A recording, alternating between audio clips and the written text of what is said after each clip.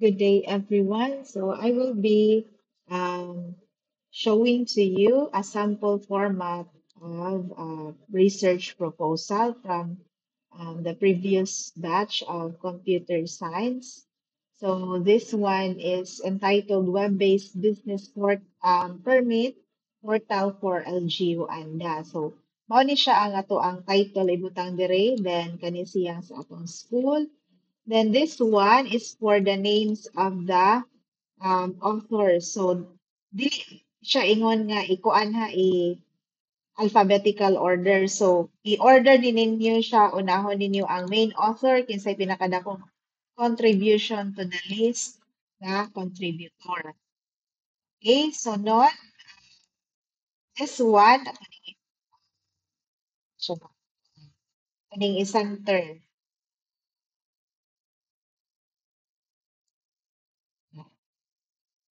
Okay, so center ni siya. Um, Tangan ninyo ni Og, May 5.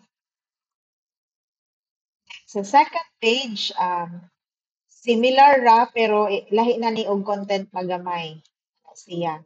Then naa gihapon ang inyuhang name and naghapon na diha og May 2020. Okay, so sa third page, mao na ni ang kuan niya, table of contents. So take note lang nga kani nga table of contents murag wala pa ni siya nihaom sa kanang content dire. This is just an example of a format lang siya sa inyong table of contents. Okay? Then, and we also have here our chapter 1. So after such a table of contents na atay chapter 1. Okay? So dapat every chapter wala na siya page number. So pwede buhaton ninyo yung ninyo add mo box na puti, white box, waan lang na siya o shadow. Okay, para dili siya makitaan. So, kabantay mo, this one is, i-remove lang na po ang space for paragraph, ha?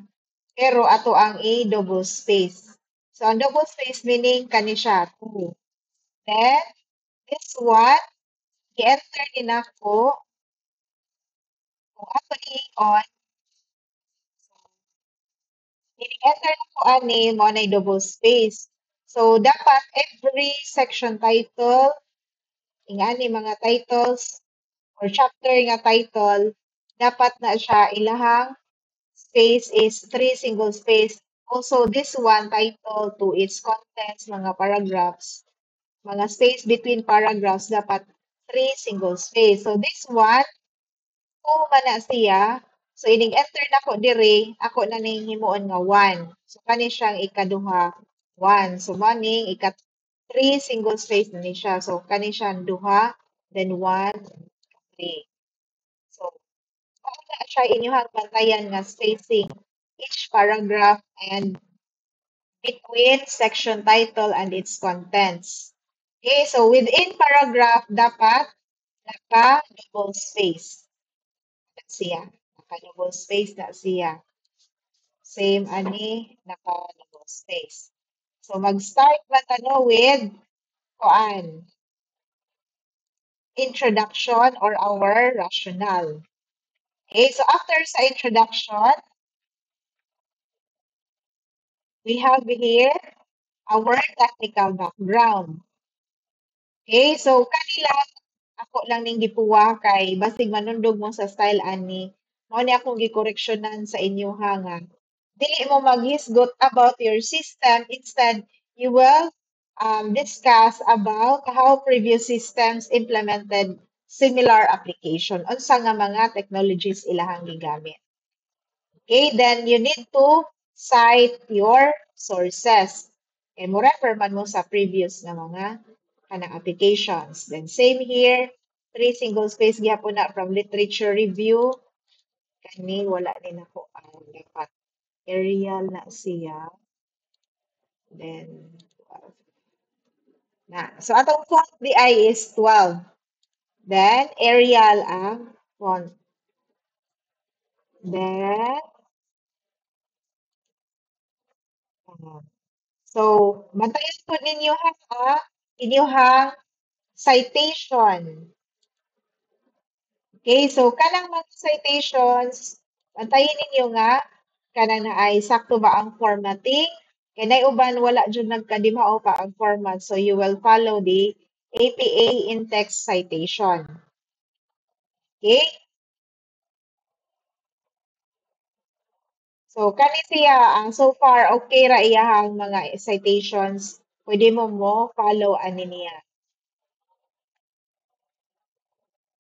And so, specific nga mga comments sa mga citation, pwede mo refer sa akong comments dito sa kanang Turnitin. Villanueva. Okay. So, kanilang bantayan lang po ni mga indention na magtungod ni mga paragraph ilang mga indention. So why I am emphasizing this? Because once manggod basahon ang inyong paper, mas dali makit-an ang mga sayop sa kanang formatting compared sa kanang na ay sujud niya mismo. So that's why you need to kanang unsa na hapsayo ninyo, you need to be careful or keen with the details of your formatting kay once sayop inyong formatting o mas dali ra na tan-awon matan-awan di daghanan o makit-an pong sayop.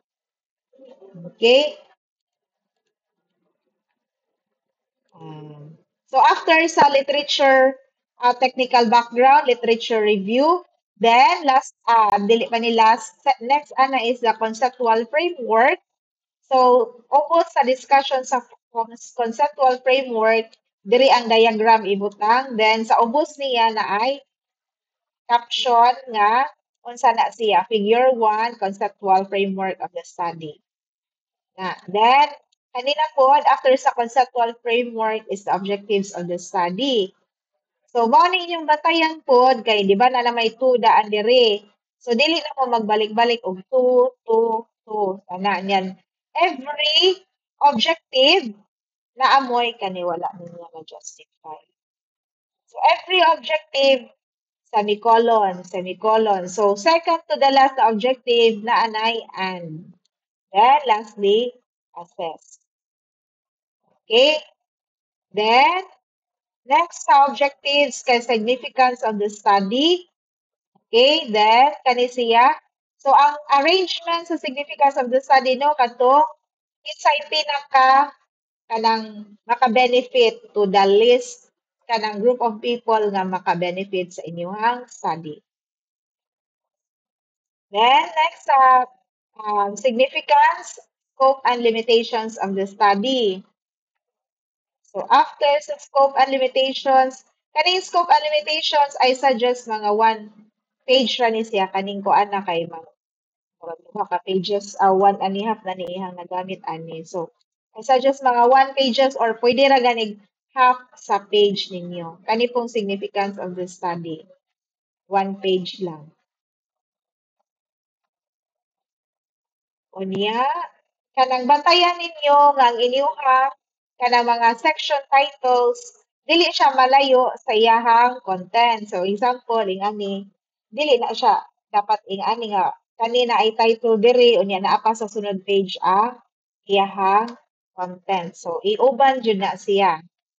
Then kani siya na ni siya diagram unta no. Then dili lang nato i-italicize ang caption. Figure 2, figure 3, okay.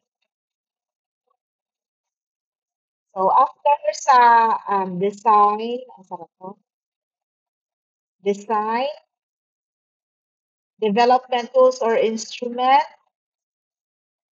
statistical treatment if mag-conduct mo og usability testing or evaluation. You can also use statistical treatment if magamit mo ISO standards na mga questionnaire para mag-test sa inyong ah, system. Depende na kung kuan. Usually, if mag-survey mo sa mga tao, magamit mo statistical treatment, ana. Then, lastly, after sa um, statistical treatment, ang definition of terms. Okay?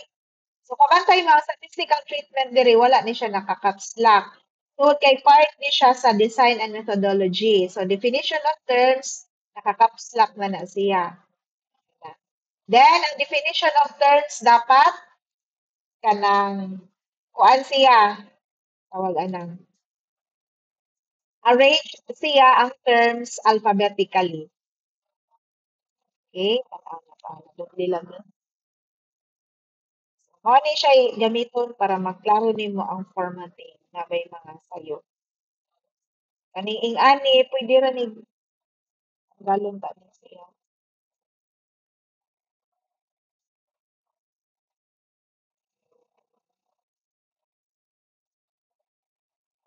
Okay.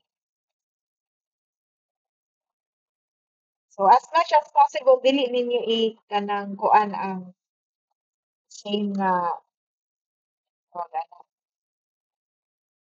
same na reference kana bitang maputol siya. So ang sa references na pod, ang akong gibuhat ani if kana siya sa isa ka reference dapat single space ra na, wala na siya space sa tunga niya oh.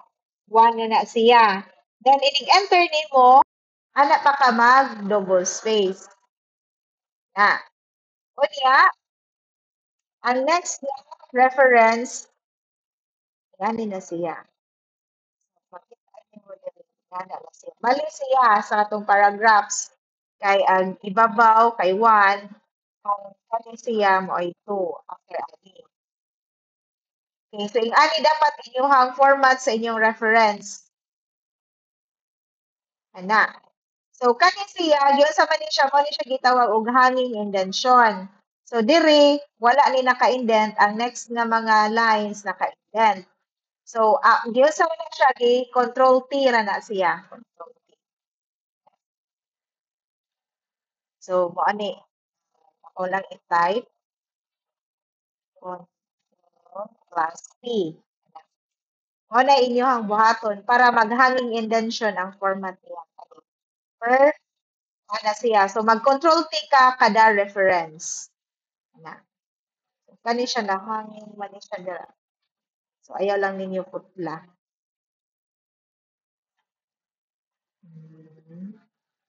Okay, so that's all. So kaning references, mao ni siya ha ang list sa mga um inyuhang sources sa inyuhang literature, sa inyong introduction, itong technical background. So diri ninyo ibutang list.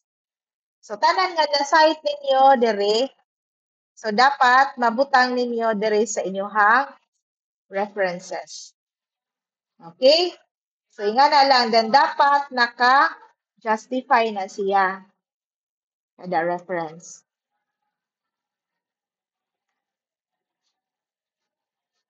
Justify. Di ano ko nakitaan nga na kuan. Control. So, unsa ko di ay pag double space nga shortcut. So, control 2, double space. O, single space, control 1 ra. Okay. Okay, so I think that's all for my presentation, and I hope that you have understood how to format your proposal. Thank you for listening.